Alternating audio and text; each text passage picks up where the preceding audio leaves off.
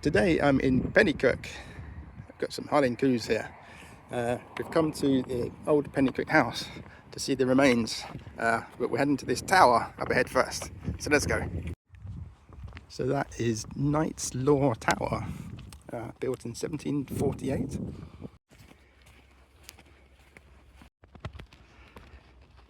Okay, up the hill a little bit. It's a lovely day for it. We have forecast thunderstorms, so hopefully it won't happen before I've finished filming. So as I was saying, this is Knight's Law Tower, built in 1748. It has two purposes, or it did have two purposes.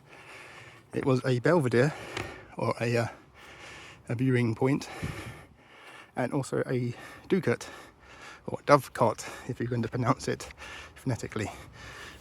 So they used to keep doves, or actually they used to keep pigeons in here, and they had an amazing 1,356 nesting boxes for pigeons inside. Well, this was worth the journey out here already, just on its own, and we've not got to the big spectacle yet. Let's see if we can see it from the top of this hill. Actually, we can't see the house.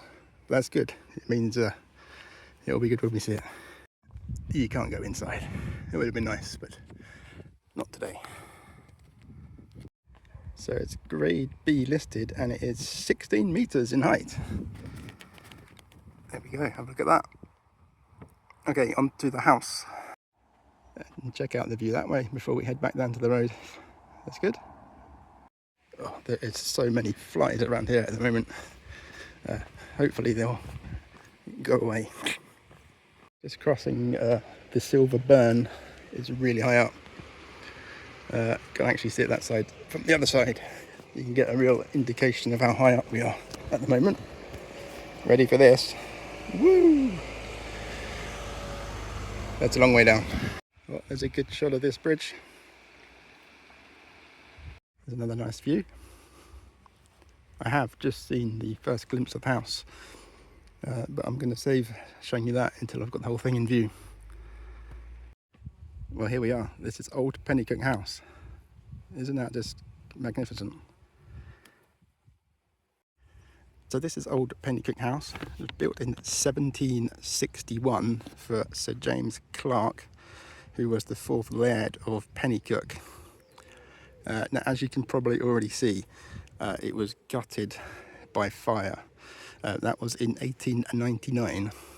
Now, the family all survived because they were actually living in the stables at the time. They'd converted the stables, and just picture over that way. That is now a wedding venue. So the family survived, and the building, although gutted, did survive as well. Here's a little sign that gives you some information. The main thing to know is it's open from April to October. Okay, I'm going to climb the stairs, see if I can see inside. Well, even if I can't, there's some statues up here, which is good to see. And a nice view of the driveway. There's a statue. Alright, we can see inside. I'll come back to that. There's another statue. Okay, into the interior. So this would have been the front door at one point.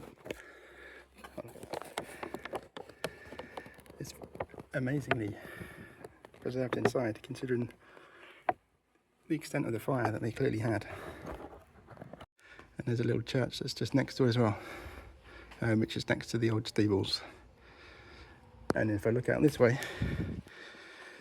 there is the driveway that you walk along to get here, and it has this grand circle in the middle.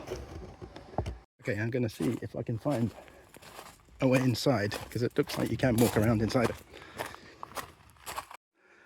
There's a thing over there. I didn't think I was going to get to see this up on that hill. I'll just tell you about it now, actually. So that is the Ramsay Monument, built in 1759. It is sitting on top of Cold Shoulders Ridge, and it commemorates Alan Ramsay, who there's a few statues and things about him in town. So he He was responsible for opening the first theatre in Edinburgh. There's a whole story behind that. That's something for another day. And I believe he was responsible for the first library as well. The first lending library, certainly in Edinburgh. Probably, I'm trying to think back. I have done something on this before, but I didn't end up releasing it. First library in Britain, I think it was. First lending library in Britain. He was responsible for that as well. But there's a monument to him there. This is the back of the building. I wonder if you go through that archway, you can get inside. Oh, I'm certainly going to try. Oh, it's not open at the moment, unfortunately. That's a shame, but hey. Oh, okay, that's interesting. Bit spooky. Dungeon of some sort. Wine cellar. Ooh. Oh, it's a shame it's not open, but I guess there must be a reason for it. But check out this as well. A little water feature. Certainly making enough noise. That's good. Well, hopefully you can hear me over the water, but if we look through this window, you can see there's some scaffold in there, which nicely ties in with what to tell you next. So they never rebuilt the house because of insurance issues, but in the 1980s, so you've got to remember this was derelict from 1899, so to 1980, or in the 80s, it was just left, and trees grew up through it and weeds and all sorts, and it was actually in danger of being demolished. But extensive fundraising and etc. Actually saved it, and in February 2008 they started renovations to make it safe, and I'm so glad that they did. Okay, so just behind the house as well, there's this path to follow. It's going to take us down to what's called a Roman bridge.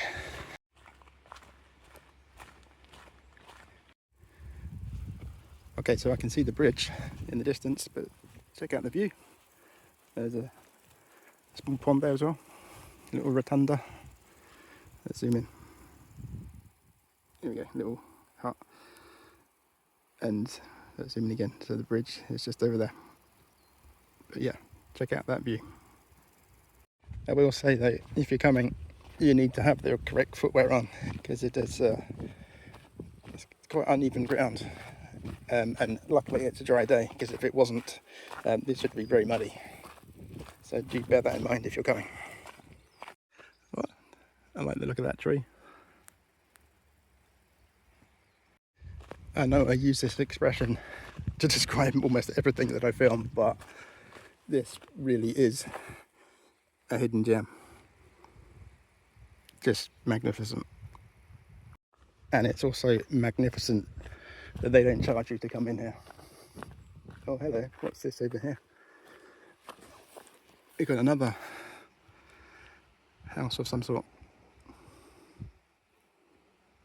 I'm going to have to look this up, see what that is. I'm guessing it's still part of the estate.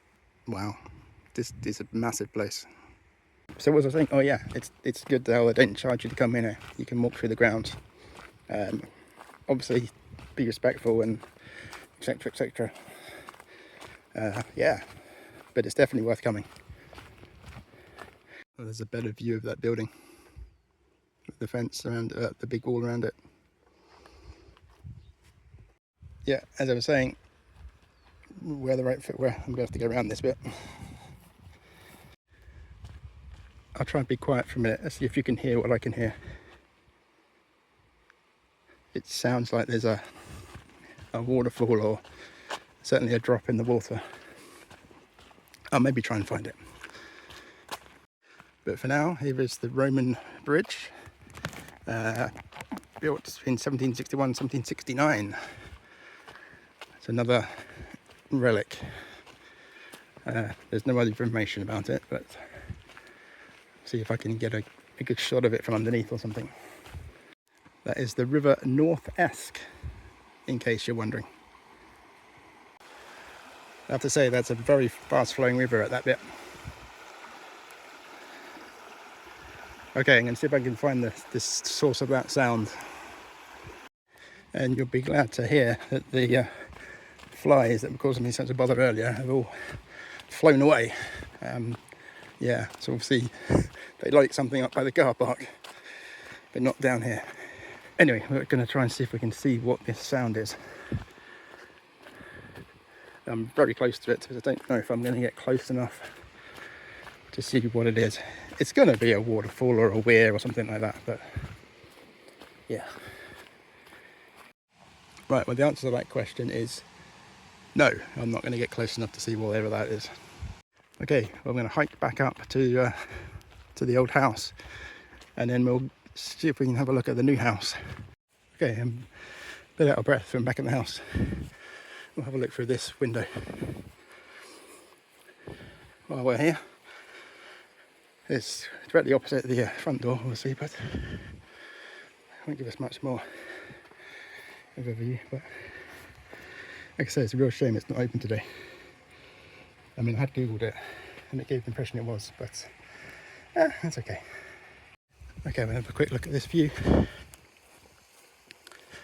and then we'll head to the new bit. There we go. So you can see the wall just there. That's where I walked down to the bridge. Very nice. But the flies are returning. Okay. Okay, so there's a bit there that is missing. As far as I can tell, that is the only bit of the wall that's missing. Let me borrow the scaffold there, but all in all, it is pretty well preserved, considering it was gutted by fire when there wasn't really fire service, and it's in the middle of nowhere as well, so they've done well. So we've got the church, and we've got this dome just over here. If I zoom in. Now I can't remember the name of this, and even if I could, I couldn't pronounce it, so I'm going to write it on up at the top. This is a replica. The original was destroyed on purpose. I think it was to do with upgrading a mill or something like that, or a waterway. But the owner of the estate, he liked this dome so much that he had it recreated here. Okay, well, it doesn't look like we're going to get into the new bit at the moment because of building work. So in that case, this has been Old Penicuik House and a few of the surrounding things. It's worth coming, definitely come. Okay, bye.